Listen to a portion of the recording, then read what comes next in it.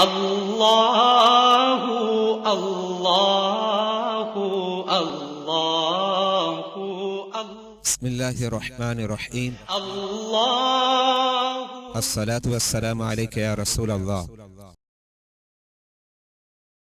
سوال: اگر حلال جانور نے حرام جانور کا دودھ پی کر پرورش پائی، کیا اس جانور کا کھانا جائز ہے؟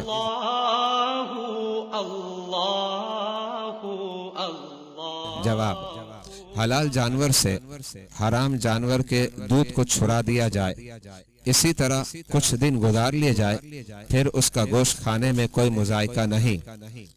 فقہاء کرام نے لکھا: الجد اذا كان يربى بلبن الاتان والخنزير ان ائتلف ایاما فلا بأس، یعنی بکری کا بچہ جب گدی اور خنزیر کے دودھ پر پروان چرے تو اگر کچھ دنوں تک اسے چارہ کھلایا جاتا رہے اسے کھانے میں کوئی حرج نہیں۔ فتاوی عالمگیری جلد نمبر 5 صفحہ نمبر 358۔ واللہ اعلم بالصواب۔